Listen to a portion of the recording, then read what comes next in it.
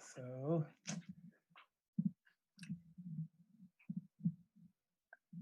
somebody from Silver Spring, Maryland. Okay, there we go. That's my face. It's your face. We get to see you twice. Yeah. Let's see. Somebody from Redwood City. Hello. Hi. Anha from, yes. Elizabeth. Hello.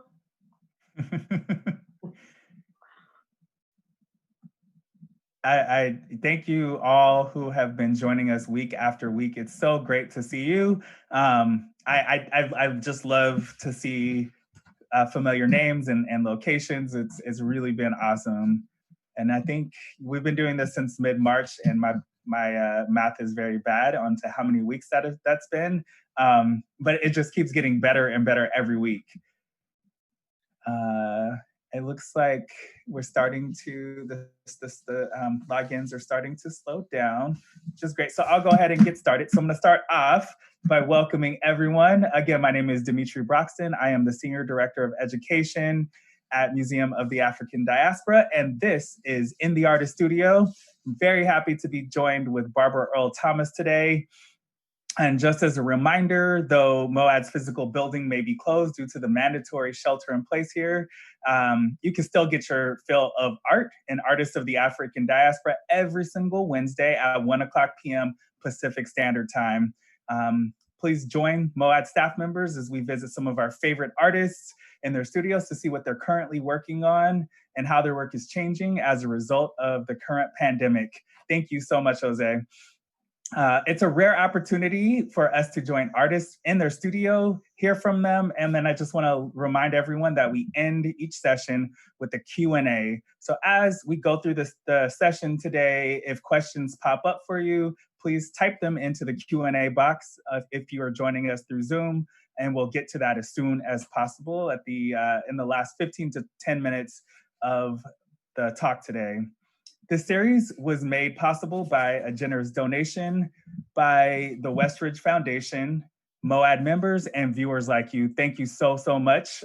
We really appreciate all the support and allowing us to continue this program for the rest of this year. Today's talk is co-presented with Claire Oliver Gallery in Harlem, New York City.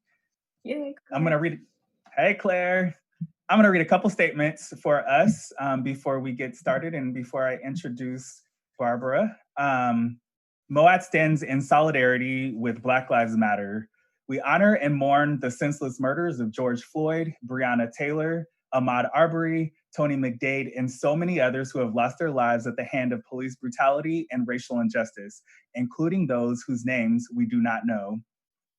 Also, a land acknowledgement. So as many of us are settlers, immigrants, or descendants of those forcefully brought to this continent, our institutions were founded upon exclusions and erasures of the indigenous peoples whose lands we're located.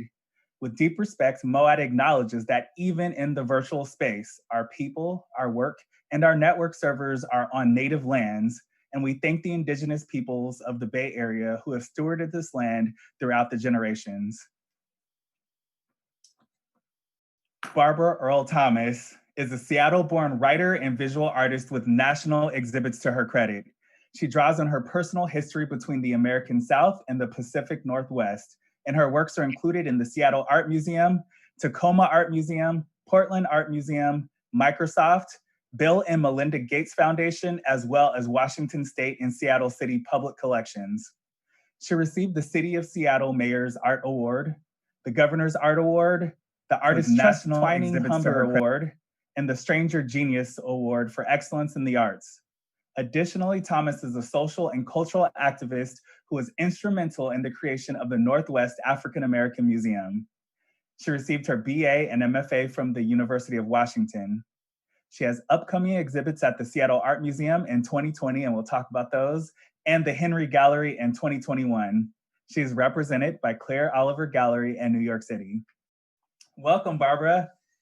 Thank you for having me. It's so exciting.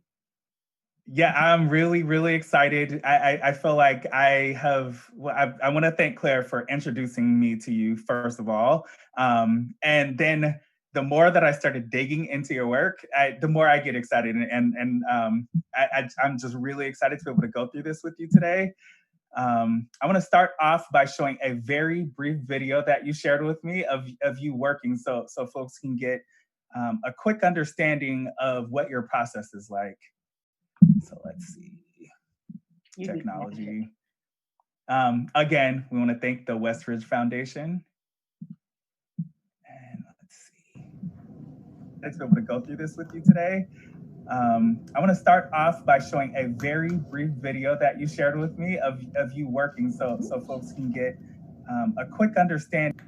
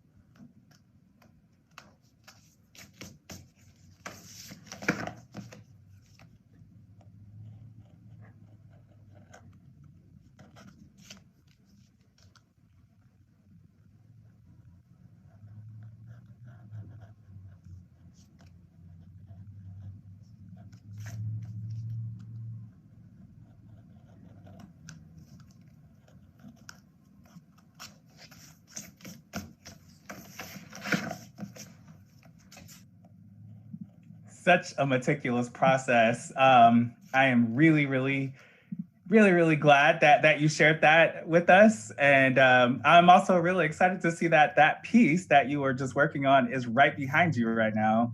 Yes, there you go. Really well. It's a piece. It's a process that really is. Such I've a developed from meticulous having been process. a printmaker I am and then really, trying, and really, also having worked in really, glass, really trying glad to get that that you same shared that feeling with when us. you And are I'm working on also something really that's in excited to see paper, that to make it piece have that that you were just glow, working to on make is it have right that behind you dimension of right people when now. they look at the work in a photo, they're always asking me, is it glass? Is it, is it backlit? And I said, no, it's actually the paper that in conjunction with, the black I cut it from that creates that kind of dimensional look. And, I think as artists, what we are is we're problem solvers. We set a problem for ourselves and we go like, how can I solve that in a way that gets me the result that I'm looking for? And I think that that's part of why I think artists are so important right now at this time and moment in our history, because we've got many problems to address and many to work out. You're so right. We have a mountain of problems to work out. I think it's also really helpful for people to see how meticulous you are in your process. You don't just make a cut and say, okay, this is great. You're going in and making these micro cuts to make these amazing pieces that we see or that we will see in a while, but also what we see behind you. How did you come about this process? I'm really interested to know how you came about paper or paper cutting as kind of your core medium. Well, it's interesting because it actually came by way of working in glass. And I started with printmaking. I'm a painter, actually. I've painted a lot with egg tempera, which is another very demanding medium. And there's no fast way to go about it. But when I got a residency, a really short residency at the Tacoma Glass Museum in 2013. And I thought, well, it was a residency that was basically for people like me, people who are not glass artists, but who want to kind of delve into something that is not their medium, but work with people who are experts and then come in and see what you can do. So it was like, okay, I'm going to go down there and I'm going to do something. I didn't even know, but they say bring sketches. And right away you realize when you get in the room with some people who are experts at what they do and they're asking you what you want, you've got to get in there and take a few chances um, and start trying to figure out what your part is in the dance, because it's kind of like being in a pickup band.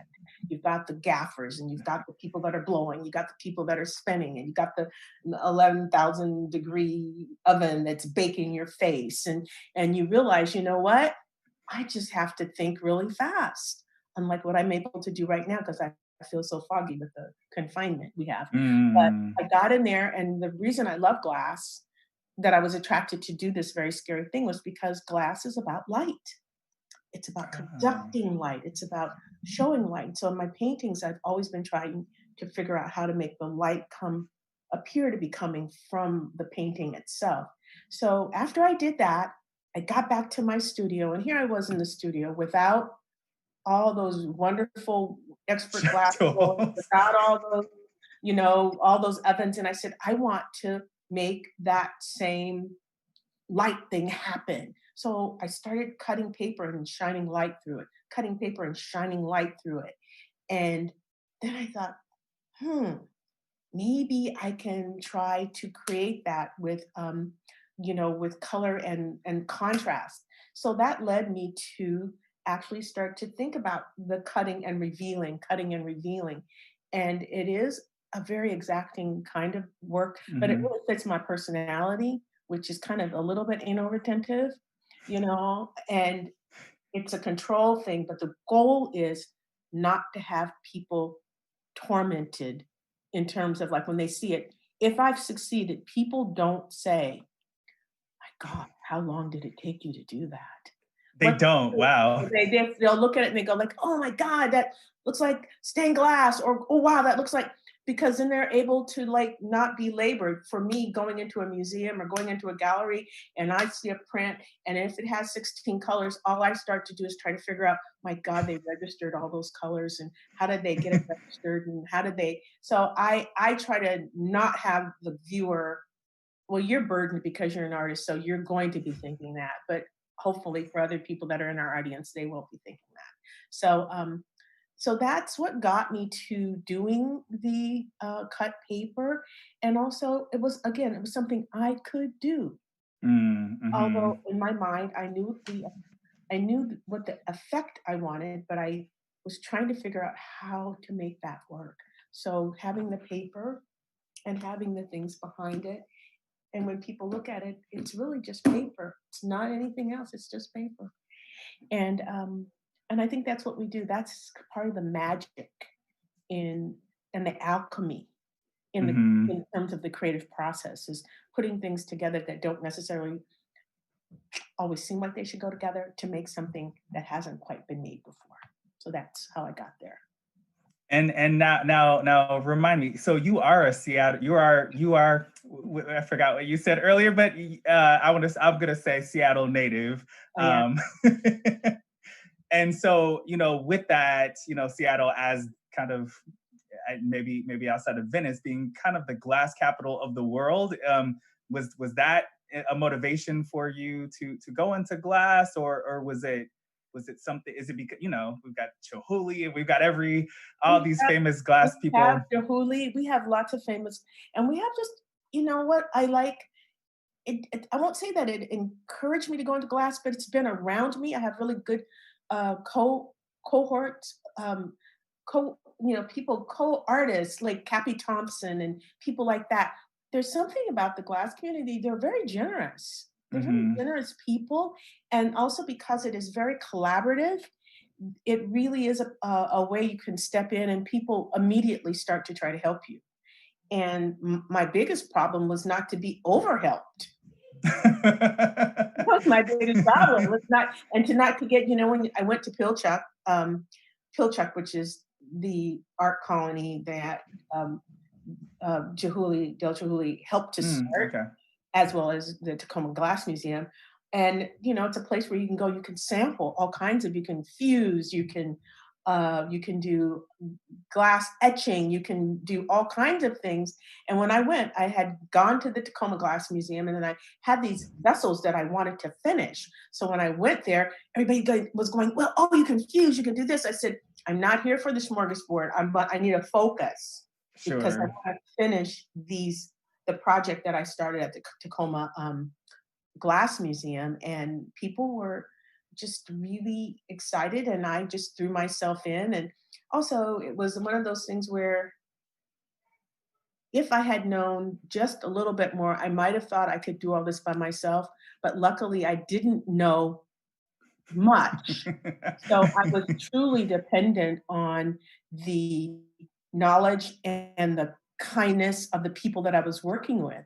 So we got in there, and I brought my designs and my drawings. And what I asked the people at Tacoma Glass Museum, I said, well, you see how I work. And I showed them my prints, I showed them my paintings, and I said, how do you think I could best work with the glass vessels that we create here? And they said, oh, you can do engraving. And that's the tool.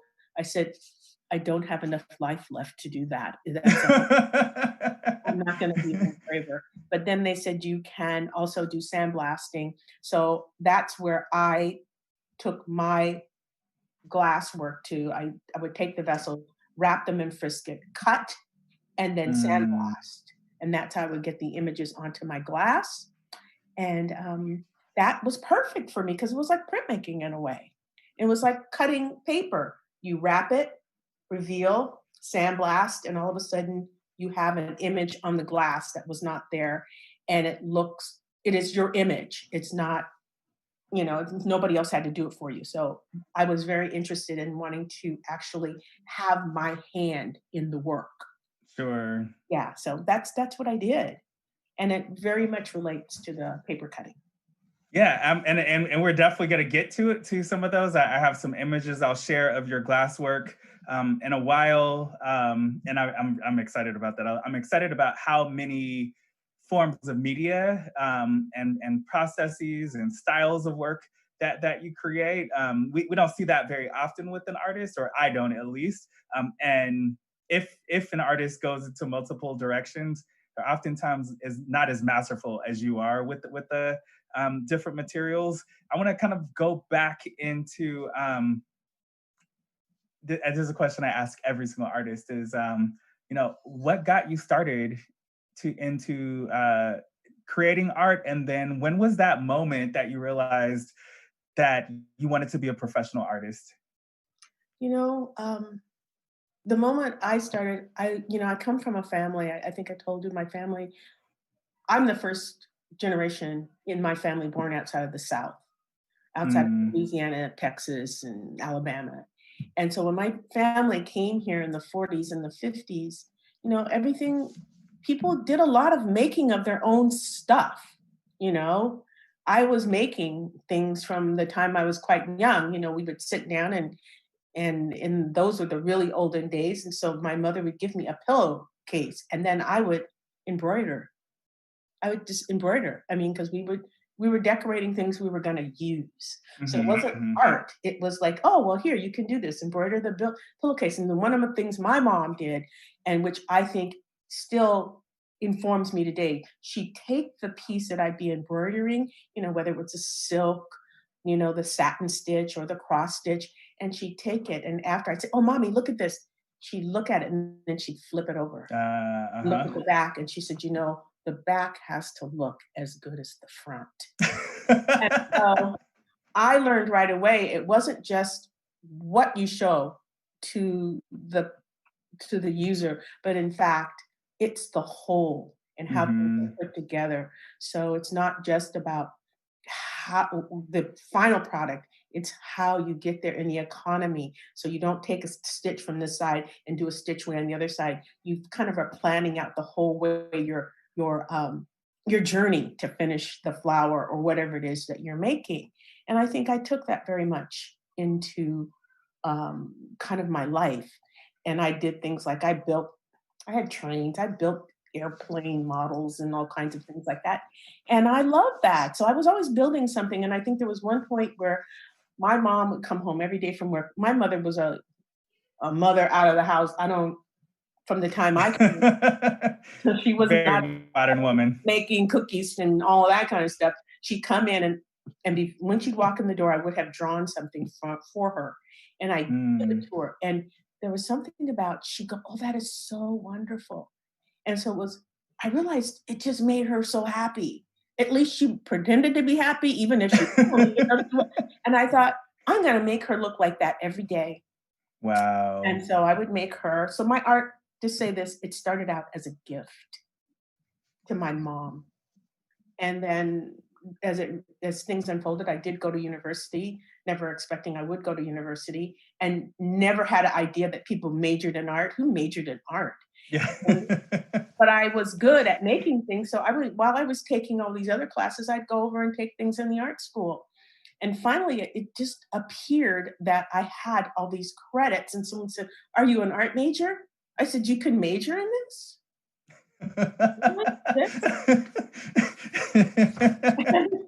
And so, because up to that point, I told everybody I was going to be a physical therapist. And I actually didn't Oh, even know wow. what it was.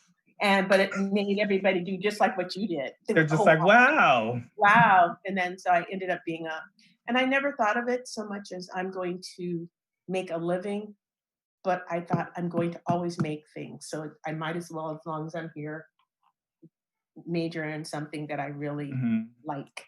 And so that's what I did. And it's turned out. So kind of, you brought up your family, which so many of us who are African American living on the West Coast, we have roots in the South. And so, what role did your family's history and they're taking up the move during the Great Migration to the West into the Pacific Northwest? How has all that had an impact on you and your work? Well, I think that one of the curators asked me about that, and really, it's how come I am a storyteller, because I come Mm. from a whole line of people who, they could be. There were stories, there could be lies, they could be tall tales, there could be ways to figure out how to get your kids to do the thing that you wanted them to do that they're resisting doing by giving them sort of this this this tale that this is what's going to happen to you if you don't do the thing that I'm telling you to do. So it was the way we were raised, by these Mhm. stories and these admonitions and these sort of, you know, I will say truly, sometimes they came like threats, but you didn't want whatever that thing was to happen to you.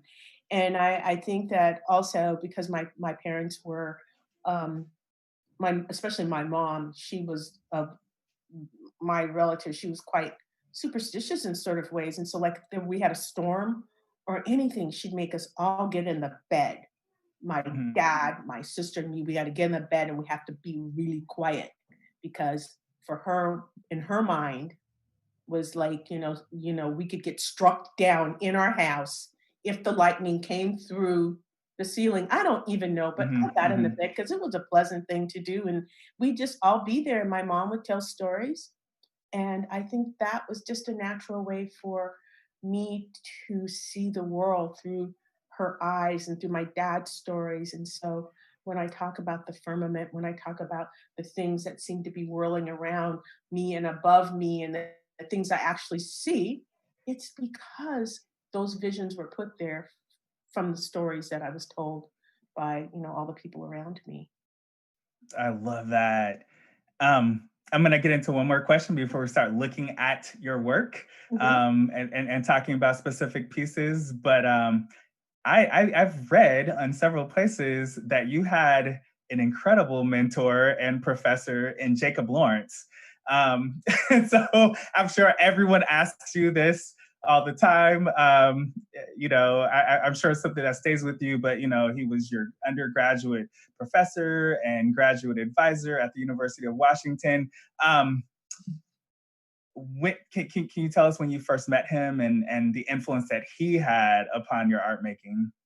Well, I don't mind talking about Jacob at all because Jacob, he's now bigger than life in the world. But for me, he was this gentleman that came into my life in about 1974, 75, when he came to teach at the University of Washington. And I tell the story, I was in a drawing class and I was drawing, and then someone came up to the room and they said, "You're wanted down in the office, the arts office." And I was like, oh my God, my mother ill? Is somebody sick? And I went down to the office and there was Mr. Dunthorne. He was the head of the art school at that time. And then there was this, this Black gentleman who was well-dressed, because I thought he looked we're in Seattle, we're REI. Yeah. We're not really well-dressed hardly ever.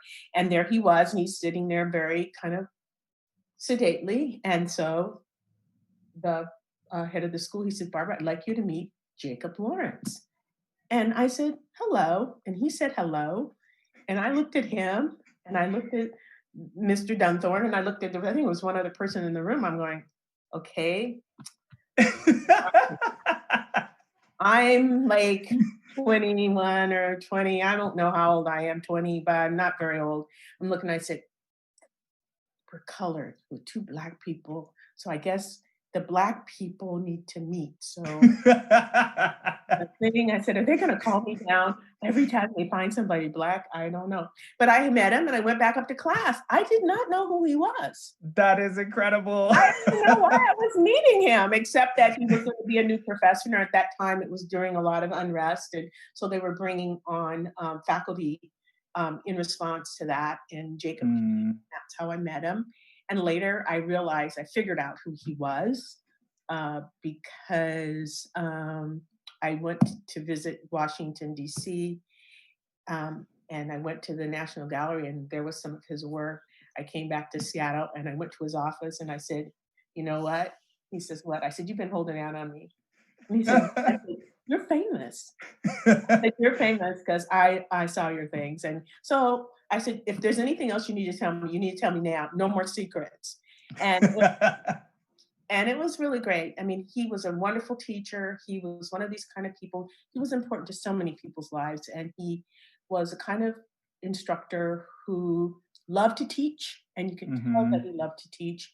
And for me, his way of teaching was also like about a way of life. And I will say that in watching Jacob throughout his whole life, and Gwendolyn, his wife, what they taught me, in as much as, how to mix a color, was how to survive for the long haul. How that if you're in it for the long haul, it's not just for the moment, it's for the everyday. And up to the time Jacob died, I mean, 2-3 days before he died, he was like, I really need to get back to the studio. So his work was always on his mind, and he was never, it was never far from his thoughts. And I feel like it was a way of life, and he didn't wear it like a badge. It was just part of him. So he wasn't like Jacob Lawrence this or Jacob Lawrence. He was just all integrated. And I feel like that was a really good lesson and a really good experience to have with someone who I know weathered the storms of being extremely popular at some times. And then all of a sudden his star would kind of fall. He'd be down there and his star would rise. And luckily for him, as he got older, his star continued to rise. So by the time his life had finished, his star was quite high. And that's why you know about him. And that's why many people know about him, because he didn't have to be rediscovered. So part of my job is to just walk in rooms and say his name and see who knows about him, and if they don't, then I pull them aside and I tell them. So there we go. That's very kind of be like, how do you not know who Jacob Lawrence is? Trust me. And it doesn't take long to be forgotten. So that's very true. That's very true. I don't know if I would have the same thing. I feel like I've known him my whole life, so I would have been starstruck, and he would have been like, "I don't have time for you." He would have time, yeah. I have one more question, because I guess I kind of lied about jumping into it. But you briefly in the bio and at the beginning of the talk, you briefly mentioned your involvement with the Northwest African American Museum. I'm always really interested in artists as I was sharing with you before, oftentimes the artists don't work within the arts, for one, but definitely not within the context of a museum. And if artists do work in the context of a museum, they're not the deputy director or the executive director of a museum. So I just want to know, with that whole process of you wearing those dual hats as an artist, like how did you maintain yourself as an artist? And did maybe on the flip side of that, did your role as someone who ran and established an entire museum, did that impact your art? I have to say it was the hardest job I ever had. And I was going to say before that, I coordinated worked with an arts or a big festival called Bumbershoot. That was a huge job, huge, huge, huge. But then I did this, and this job was hard because it was being created as I stepped in. And so it was like building a small company. And at the beginning of anything, even if you're building your own art world, you give it 125%. And the young people that I worked with gave it 125%. So it was hard, and I'm sure it still is hard for people. And the museum was 100% nonprofit. So that means we were not a line item of any city, county, or state budget. All the money of, the 1.2 or whatever the budget is now, I don't know, was raised by going out and asking for the dough and realizing that was what you had to do in order to pay the 5 or 6 people that were on the payroll. And I learned early on that for me, it wasn't so much about the museum as it was maintaining my team. And because they're the ones that made the museum, I was in no way pretending like I was doing a job that allowed them to do what happened in the museum. And my job was not to curate. It was not to do any of those things except raise the dough and to keep the team together. And so I learned a lot about what it means to manage people, to get what is best out of them, and to hire people that are way smarter than you and let that be okay. Because I needed people that were way smarter than me and way younger than me and willing to take a chance. And I got all those people around me, and we were able to do that for the community. I mean, I feel like I could have probably lived my whole life. I did live most of my life without an African American museum, but it was community that wanted it. And my goal was just to say, you know what, people do this. We can do this. This is how it's done. And this is how it's done. And this is how you maintain fiscal responsibility. This is how you pay people. This is how you get them benefits. This is how you open the door. This is how you greet people, And, and when people weren't happy, I took the flack. But you share the light, None of those things are ever a one-person deal. And that's what I do here in the studio. I have people work with me in the studio. Before COVID, I had at least 5 or 6 cutters per week coming in with me here in the studio. And I just sort of took that mode and did that at the museum. Said, this is how I do it here. And also I understood that you have to you can't start at the top of the pay scale. You start at where the money is. And that's what we did. And I have to thank all those young people, whether it's, Brian Carter, Lelani Lewis, Chieko Phillips, all these people that work with me who were right out of school, who came in and just said, oh boy, we're going to have a party.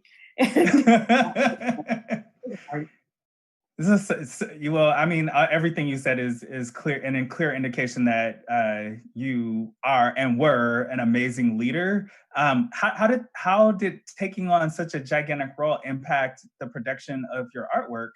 did it change what you did? Did it change your ability to be an artist also? Oh, it really, that's how I ended up doing my block print. I would be so exhausted at the end of the day, but I dragged myself in here and I said, I can't paint right now, but I have to be able to do something. So I got a block, and my really good friend, I don't know if you know Daniel Mentor, you should talk to him sometime. He's in Portland, Maine. And he says, Barbara, you should do block prints. And I had a block and I had these tools that I bought that I hadn't used. And he did this thing where he cut out the front of a boat, and he used Mm, 5 tools, and no, he used 3 tools, and then he left, and I thought, I had that. I pulled it out. I said, I think I could maybe handle doing a block print. And so I started doing these block prints. I'd come in and they were immediate. I had to like commit, take the knife, mhm. cut, can't overthink it. And then I just said, something simple. So I started doing this whole series called it was all about, going to the fishing because my family moved here. All we did Okay. was go to the fishing. I want to go to Disneyland, they go to the fishing. I want to go do something like Playland, no, they go to the fishing. So we were always fishing. So I did a whole series on fishing. I'm gonna pop that up in just a second. We're gonna go back, Yeah, but there's one of my night crawlers and earthworms. And the yes. story behind this was that when we lived on this in the central area here in Seattle, my dad worked for the park department, and he would water one of the parks he worked in, which was volunteer park, and then he'd load all the kids in the back of his car, and he'd take us all to the park with flashlights and little containers, and then we'd find worms. And our job was to make sure that we didn't pick up dog crap or a slug, because that's the fear you have of rolling around on the ground. And as I'm down on the ground, I'm thinking, which one of us is the night crawler? I mean, and so we would take those night crawlers back, and then on Friday, then we'd all get in the car and go to catch the perch, the crappie, the rockfish, the bluegill, the whatever. And as a result, I don't eat a lot of those kind of fish Mm. anymore because that's what I ate all year long. And so this was one of the very early ones in my book of fishing that I did.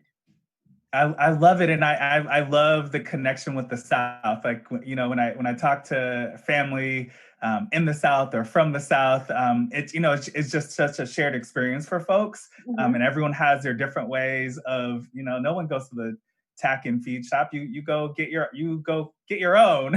Well, Who just your goes and own, buys them. and I always thought it was just disgusting because we'd put them in dirt, and then we would put a top on them and we put them in the refrigerator so that they Oh, okay, all okay, to cold. keep I them would have fresh. this idea that they were going to crawl out and get in the butter, and they were going to be in the casserole. So I'm like checking that refrigerator to make sure that the night crawlers had not escaped. So yeah, so this is one of the ones, and you could see, you have your tool, and you can see how they're related to my paper cuts. I mean, Exactly. it's just the same thing. And you see behind is I have the printer do kind of a graded roll, which is kind of a rainbow roll, and then I would do the cutting, and then we print on top of Mm. the graded roll. So there's this sense of kind of a shade going from deep to light toward the bottom. I want to jump into your practice a little bit and go back. So now I'm going to go back because you were talking about that one. So I definitely want to go back. And you're a you are also a painter, and not only are you a painter, but you're a very gifted and talented painter. This work is gorgeous. So you know, I really love the whole how you just didn't have time to paint anymore. Yeah, you said you were working in was it oil tempera? This is egg tempera.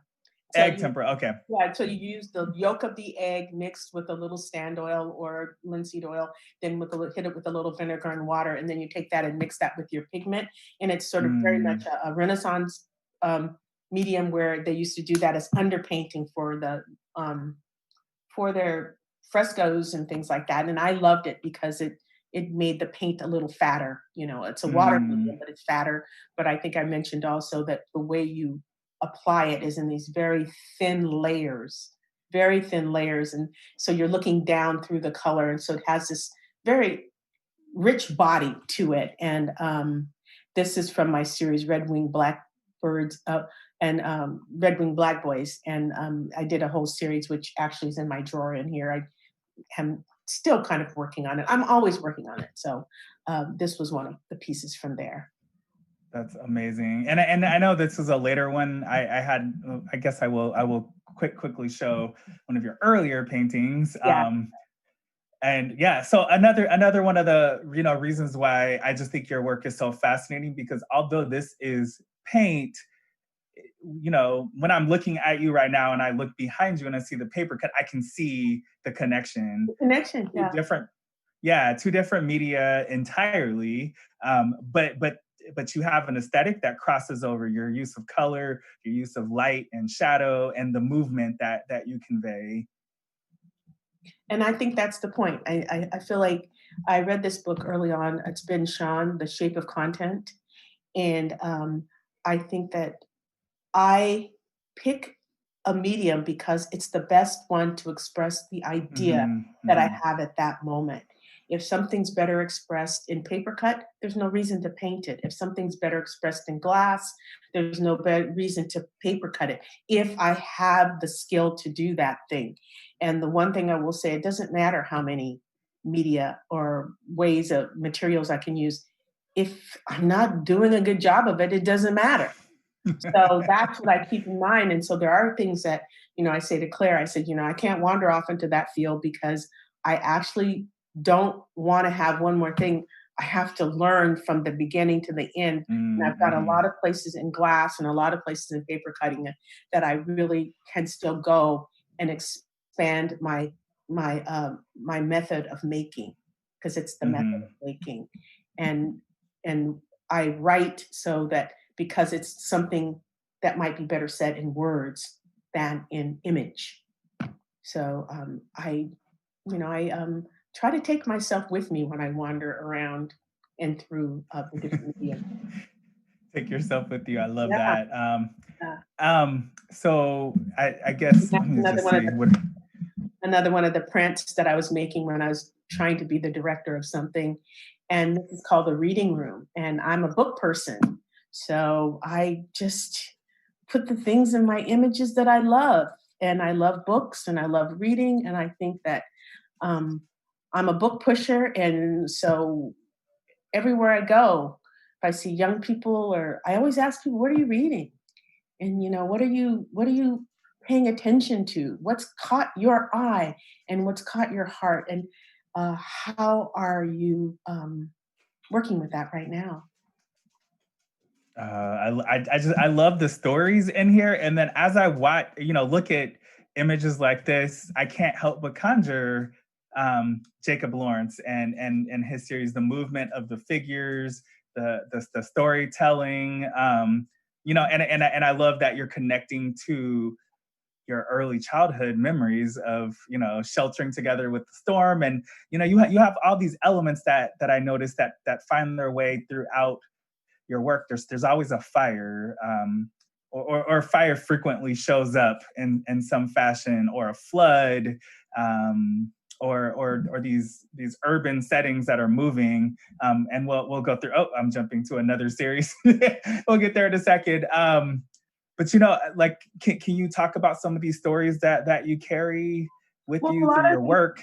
Well, a lot of these stories are, things that I grew up with. I grew up with my grandmother reading the Bible and coming out and sort of, casting us in the hell because we've been misbehaving all day, and, and the devil's gonna get us, and, it just was like, and I actually believed every single word of it. So it was like, okay, I gotta shape up, or else there's gonna be some bad stuff happening. And and as I grew up and I read mythology and all of that, it all converged. And so the truth is, when I look out into the world, this is what it looks like to me. Wow. This is what it looks like to me. And even though it's calm and very, sort of tranquil here in my space, all this is happening somewhere. Someone's having, their house blown down. Someone is in the middle of water inundating them. Someone somewhere is, there's a fire on the other side of the hill. These things are happening everywhere. And so I feel that. And the stories that the way you were able to learn about it, you see right here in the piece, there's a fellow with a child and they're reading the book. And in the reading room, I say, when you open the book, all these things start to happen. Maybe you're in a really quiet room. As soon as you open the book, all this stuff that's happening around this child starts to happen because the book lets it out. And you learn about what's happening elsewhere. And I think in this piece, I might usually have a cock crowing somewhere in the corner. It's probably, I think we're covering it with our photos. Those are stories. And also people who have read mythology, or they've read the Bible, or they can go through and they can pick these things out. And that means that the image tells them something different than it tells someone who doesn't have those references. And I'm not pushing any kind of, ethos or anything. I'm just saying, these are the things that are in my world. And I put them all together and make a new story, and people find themselves in the story. I don't have a direct narrative I'm telling them. They tell me. People walk in and they tell me. I said, oh, yeah. They said, you see how that's happening? That's exactly what's happening to me. I said, you're right. That is happening. I love how the work reaches so many different people in different ways, and and I think your move into public art is something that offers many more people the opportunity to see themselves and to connect with your work. How did you end up getting into public art? Well, I had this idea that my paintings and the things I made were bigger. Really, that they were monumental, even though I was doing them in these very small, kind of very intimate tableaus. And as you can probably know, to get into public art, you have to prove to people that you can actually make a big thing. And so I kept saying, I really think that, my designs and my storytelling would be really good in a big format. And also I wanted to do big things. And I thought, I can't just do big things and just put them in my backyard. I need a place for them to land. And I need a place for them to be so that I can push myself to problem solve into how I would fill a particular space. This is called the Story House. And it's sort of made like a altar book. So it's made like if you opened up an altar, and it's a space inside. And I thought people could meet there. It would be a good wayfinding place. Meet me at the Story House. And there are benches in there that I took ready-mades and I redesigned those so that they have these little mandalas on the side. And I wanted it, of course, to be able to be read from across the courtyard. So this is at Evergreen State College, and it's on their campus there. And so I'm assuming you had to work with a team of fabricators for this, because now I went out and found it's metal. Yeah, I went out and found a blacksmith, and then I did all the designs, and the blacksmith helped me problem solve to figure out how to actually make the piece. And I was the general, so I had to go out and find out how to do every piece. I don't like being the general, but I can be the general.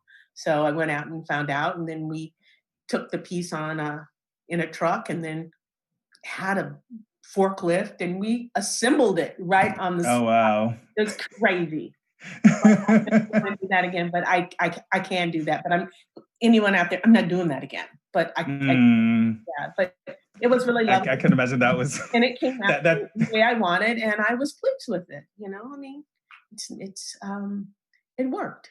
It worked, and I learned a lot about it. Yeah. Oh. I'm gonna zip past these or that one because we have like 9 minutes left. Okay.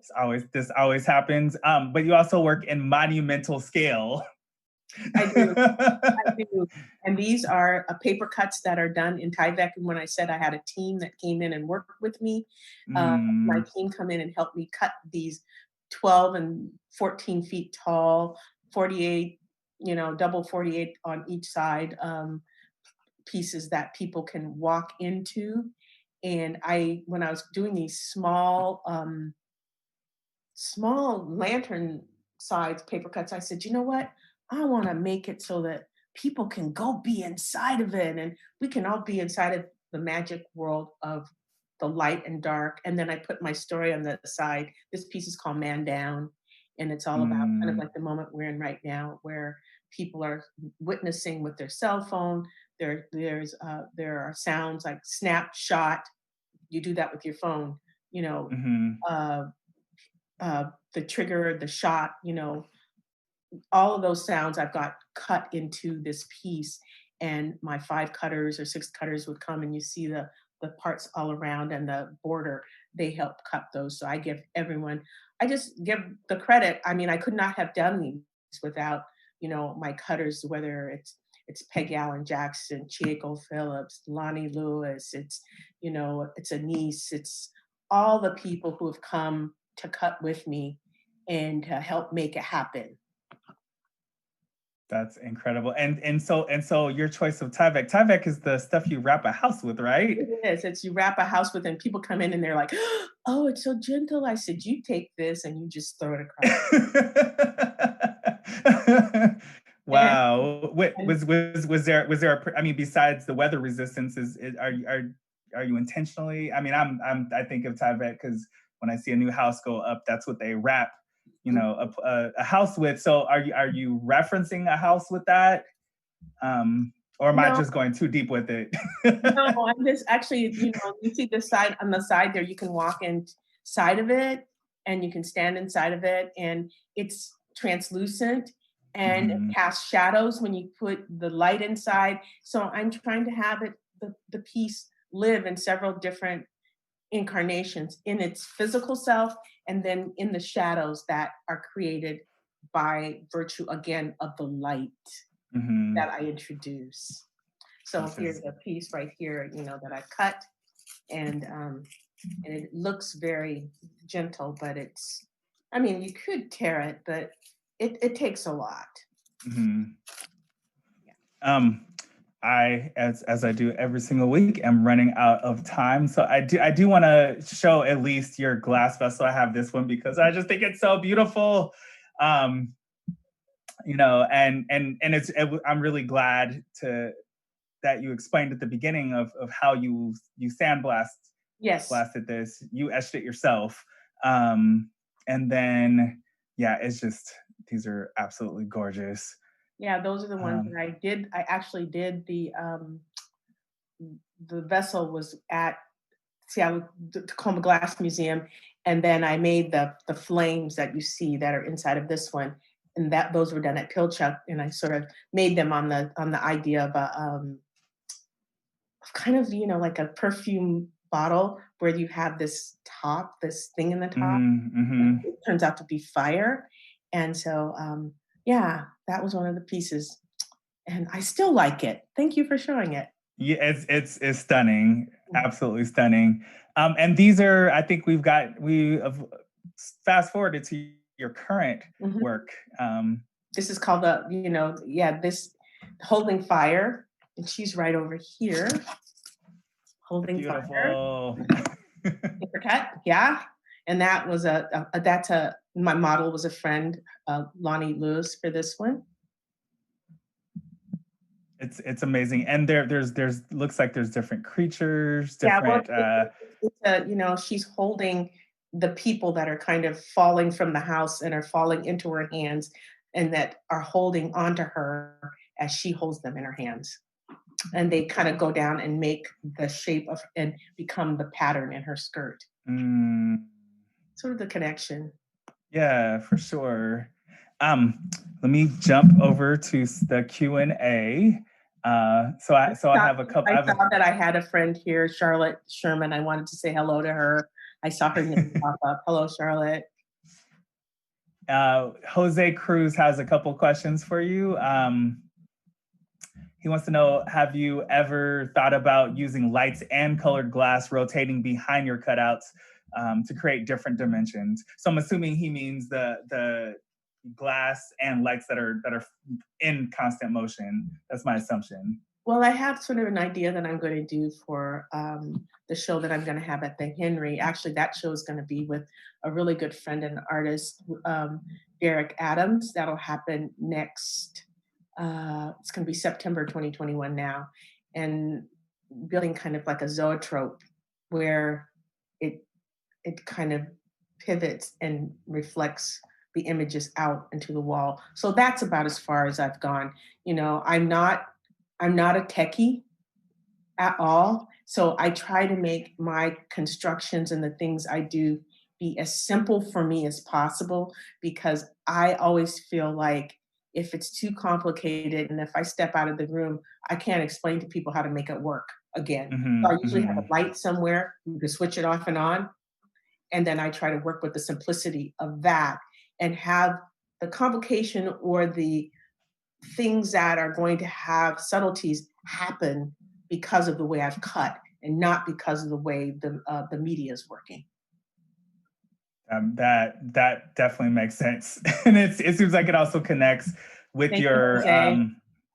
yeah, also with your desire to stay to be the one who's in control of the medium. Yeah. Um, and I guess I just jumped ahead, which is good. This is my it's gonna be from my series I call my men in waiting. And, And this series is slated to open where? well, it's I'm this will be at Claire's, but it's these are I decided a while ago that I do these images and I have these ideas, and I just decide they mean more to me when I use people that I actually know as Mm. the people in my pieces. And so the person that's in this piece right here, his actual name is Brian, and he was actually my assistant director when I was at NAM. And I thought, he is what I am making this world for. He and all the Wow. people that are around me, they're what I want to have the success be for. And if I can sort of conjure and make that real for my own mind, sort of cutting them into my life makes Mm. it feel more real for me. And then other people will see them. They won't know that story, but they'll see the beauty of the effort, and maybe they'll fall in love with it too in their own way. So that's part of it. So I've got lots of people that I'm getting ready to entrap in my magic and be my men in waiting. They will be my men in waiting. Maybe you'll be one of my men in waiting. And not that you're waiting, but in fact, I feel that you're ready for the world. The world is ready for you, and there's nothing that people need be fear of. In fact, they're going to be so happy to have you because and I'm just sort of introducing.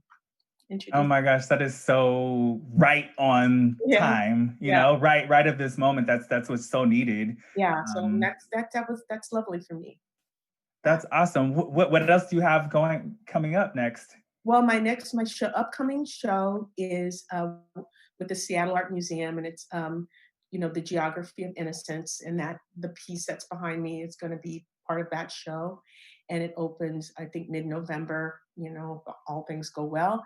My next show will be September in 2021 with the Henry Gallery again uh, with with Derek Adams. We're doing a show called Packaged Black, and it's kind of about fashion and clothing and how you face the world, and you're the princess. And I have work going up in Portland right now, a huge public project that's with their new Multnomah County Courthouse that's going up right now. And so that's happening. And I just feel fortunate. I feel fortunate. I feel like here I am in my studio. I'm confined, and it's been tough like it is with everyone else, but I've been able to sit with the work, and the work has gotten better because I've had to sit with it. And um and so my complaints have to be fewer than how they feel to me. Yeah, for sure. I know it is really hard to feel trapped in your studio, and it's awesome that you're still working. Oh yeah. You know, a lot of the artists that I've been speaking to are just like, I can't until I can get back out into the world. I can't work right now. But you know, it seems like that's something that you kind of demand of yourself and always have Well, I demanded have of to, yourself. when I think again, I talk about my parents and my family and where they came from and what they did prior to getting here. They worked from sun up to sundown. All I have to do is work 8 hours a day. I could do that, Right. you know, and they did that so I could do this. So, I'm not going to, I want to complain and I do complain. And some days I cry and some days I'm just like, oh my God, if this is it, where's the pill? Let me take it. But, we're in a situation now where, I can't complain to someone else because we're all in the same boat. So there you go. Are there other I questions? love it. Yeah. There is someone is interested to know if you would ever do a book illustration like Bible stories or poetry. Well, I actually haven't ever done an actual illustration of book, but my work's been in books and they've been in books related to, the stories I've written about or things I've written about. And I'm not really an illustrator in that way, but I feel like my work tells a story and maybe that'll come. I don't know. It just hasn't happened. So it's not a project I gin up for myself right now. Sure.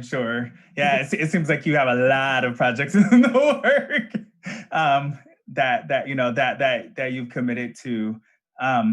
Well, thank you so much for joining us today. This has been a really awesome conversation.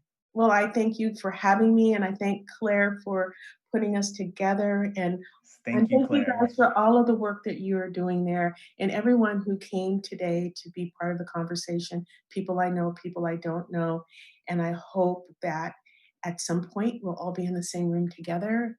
And Dimitri, if you're in Seattle, come see me. I will make a trip. Saturday. And Jose, thank you for your questions and all the people that are out there. Thanks everyone. And thanks again, Barbara. Everyone, please check out in the chat box today has posted all of Barbara's, her website, also Claire's website, and then some links to the upcoming shows. So definitely check those out. And I did not get into the entire breadth and depth of your work, so folks can definitely go check that out. There's so much we couldn't cover that I think just is delightful and people should check it out. I want to remind folks that this conversation will be available on Museum of the African Diaspora's YouTube channel. So if you came in late, you can go back and you can see the entirety of the conversation as well as our previous conversations. And we'll see you again. Oh my God. It will be there. It's part of the archive. And then also I invite folks to join us next Wednesday at 1:00 p.m. Pacific Standard Time when we speak with Erica Demon. Thank you so much. Have a wonderful one. And I'm definitely want to come up and see you. Well, we'll talk. Ciao. See Yes. Ciao.